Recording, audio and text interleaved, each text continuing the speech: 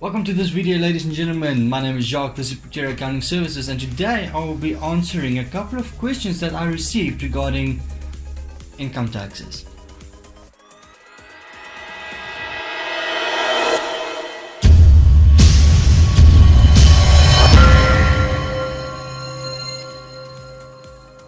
I went onto a Facebook page where I asked the members of that page to ask me questions regarding South African income tax and SARS. The first question came from some Kerlo Said Koza, where he says, I freelance, so income is unpredictable. When do I need to start worrying about being registered with SARS? Well, the principle in South Africa is that you have to start registering the moment you earn your first cent. That's what the law says, but in practice, there is what is called a tax rebate, and this tax rebate determines a tax threshold. Now, you essentially only have to start worrying about registering for tax and paying income taxes when you exceed this tax threshold. Now, for the 2019 tax year, which ends in February 2019, that amount is 78,150 Rand. So the moment you exceed 78,150 Rand for the year, you will become liable to pay income taxes. Now, this is for an individual below 65 years of age. In last week's video, which I will link up here or there, I'm not sure which side it will go. In last week's video, I also mentioned that people older than 65 years of age and people older than 75 years of age has a tertiary and a secondary tax rebate available to them. So their tax threshold is essentially going to be much more than just the 78,150 Rand. But the principle is, as soon as you register for, or as soon as you start earning that amount, you have to be registered for tax. Now, as a freelancer, you might take into consideration that you might be considered to be carrying on a trade in your personal capacity, which would mean that you have to register for provisional tax as well. Now, as I've mentioned previously in last week's video, that if you are carrying on a trade, there are certain deductions that you can claim, and this would also be applicable. So your taxable income should not exceed 78,150 Rand. If it does, then you start have to worry about being registered and start filing for income tax. Right, that was question one. Have a look in the description of this video. I will link to the YouTube videos of some of those questions that we get asked. So shout out to Stefan, who sent me his link, and his company is known as Gone in 30 Years, or his YouTube channel, Gone in 30 Years. Check it out. It had a very good question, very applicable question, and something that's applicable to a lot of YouTubers. So thank you very much, Stefan, and your link will be in the description. Next question from Stefan Arventiensen. He says, yes, what does the law say on me living abroad and earning a foreign salary? How do I file my taxes? Do I file taxes in the first place? Stefan, the short answer is it depends. The long answer is extremely long and complicated, but let me try and summarize. Where's that stuff? One eternity later. So let me just quickly run through some principal points here. First of all, South Africa's tax system is not on citizenship, it's based on residence. It's based on permanent residency or practical residency. So whether you are a South African or not, it depends on whether you are in the country. But it also applies for any incomes that you've generated from within this country. So any and all South Africans and non-South Africans have to comply with what is known as the physical presence test. And this physical presence test has certain criteria which will require you to register and pay income tax if you comply with, or if you fulfill those criteria. Now, sorry for scanning down, there's a lot of detail that I want to confirm, so please bear with me. The criteria for the income tax physical presence test, it has to do with the amount of days you are physically present in the country. Now, this requirement specifies the current financial year or the current tax year, the previous tax year, as well as the previous 5 tax years. And if you comply with the criteria for those 3, where you had to be present for 92 days in the year and 916 days or something like that, if you were present, then you have to pay tax in South Africa. If you were not present, then obviously you don't. So then you just pay tax on income that was generated from within the country. Then if you are considered physically resident or physically present, and you leave the country for a period exceeding 330 days, immediately you become not resident from the day you left. Now, for a lot of people, when you leave the country on, say, an immigration basis, when you leave the country for a period of 330 days, that period of days until when you would be considered to not be a resident, that period of days might fall over and carry on over or past the tax season filing deadline for the current tax year. So let's say, argument's sake, you are immigrating right now. 330 days is going to be, well, that's a bad example. Let's say you left in February.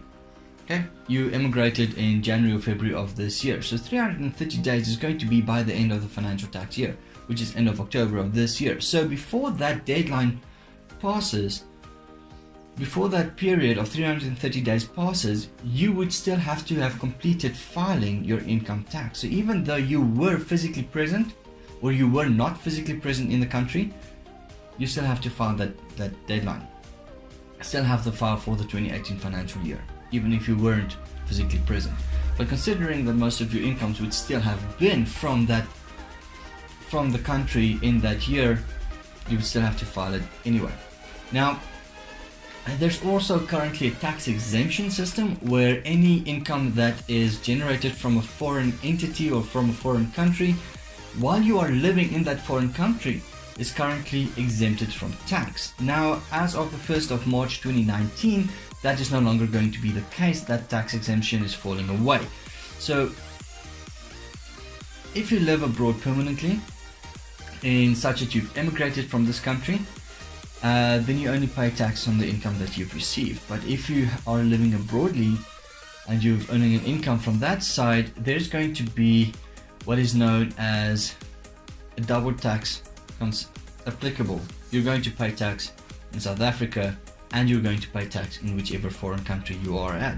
However, SARS doesn't want you to pay double tax, so you're not going to pay tax twice on the same amount. So let's say, for argument's sake, that you are staying in a foreign country, you're living there, you're earning your income there, and the tax rate is 10%. So you're paying tax to that authority via their registrations and their principles, their legislation, at 10% per annum. But in South Africa, let's say you fall into the 18% tax bracket. In South Africa, you have to pay tax to SARS at 18%, but you can deduct what is known as a Section 6 quat tax credit from the amount of tax that you paid. And that credit would be the actual amount of tax that you've paid to the other country. So you would then pay 8% to SARS and 10% to whichever foreign entity it is, while you are considered a South African. Again, the physical presence test applies. So if you have immigrated the country formally and you've got primary residentship in a different country, now there's a tax certificate that you can get for that, then you will no longer have to pay tax to South Africa once that period of 330 days has passed. Does that make sense? I hope so. Stefan, this was a very good question. I had to dig deep in some research just to make sure that I've got all the details for you, but that is the short and the long of it. It doesn't matter where you live, it doesn't matter what types of taxes you file. If you have to pay tax in South Africa, you can quite easily do that by means of e-filing or by using a local registered SARS tax practitioner such as myself to do that on your behalf. SARS does allow for you to appoint a representative tax practitioner on that. Okay, so Daniel Maritz, thank you very much for that. Daniel, you've also asked that what is the correct way to deal with taxes when you are paid by international companies for services on social media or any other online service. And then he says all the best for the video. So thank you very much, Daniel. This is different from Stefan's question in the sense that where the service is provided and where you are permanently living. So assuming that you live in South Africa, Daniel, and you're just performing these services on an internet and online platform. Now this is applicable to a lot of YouTubers that have monetized their channel, Facebook and Instagram stars that get paid for advertising on their Facebook and Instagram and YouTube platforms, but they're not paid from local entities. So how does that work? Well, there's two ways you can go about it. As I've mentioned before, if you have to pay tax if you're living in South Africa. You have to pay tax to SARS. Even if it's a foreign company that you work for, you still have to pay tax in South Africa. So how do you go about it? Well, let's consider two scenarios. First one is that you are formally employed by the company that you are working for. So you are considered an employee. That would pay you a salary and you'd be deducting that income. Well, you'd then be paying SARS, the tax on that. So therefore you are earning an income from a foreign country, and you would likely have to register with the tax authority of that foreign country if you meet that criteria. So as I've mentioned before, if you pay 10% to that country in terms of tax, it's very likely that you would then have to pay SARS the balance between what you should have paid and what you actually have paid. What you should have paid to SARS and what you actually have paid to the foreign entity. Now bear in mind there's also some double tax agreements in place with a lot of countries. So that's also something to note. But that's if you're a former employee of that country or of that company in that foreign country. The second scenario, and if you have to file your taxes, then it would very simply be just to file it via e-filing. And so as I've mentioned, the second option is saying you are a freelancer. So if you are a freelancer and most of your clients come from foreign countries, which is often the case from Fiverr and Upwork and all these other websites, or even you selling to a foreign entity directly to a foreign service provider, the principle is that you might be considering trading within South Africa even though your services are provided outside of South Africa. Now there's a VAT benefit, but VAT is excluded in this case. That's not the question. The question is income tax. So in South Africa, yes, you would have to pay income tax. Now the question is, do you have to register? Yes. Do you have to pay tax? Yes. How much? The same as with my question, with the first question we had today from Samkelo. Once you exceed the threshold, bearing in mind that if you are considered trading, you have expenses that you can deduct and therefore reducing your tax threshold. So in South Africa, even if you are providing professional services on an online platform, as long as you live in the country, you'll have to pay tax on that country. Now bear in mind that some countries would require those entities, which would be your clients, to have some sort of withholding tax, and again this would be subject to a Section 6 quat tax credit on your case, which would reduce the amount of tax that you pay. But in all honesty, it would be better just to have a chat with your tax practitioner to find out exactly what's going on in your situation to give you the best advice. Then finally, Larach Mpasa said that this would be a good learning experience for some of us who are students. So thank you very much for that comment, Larato.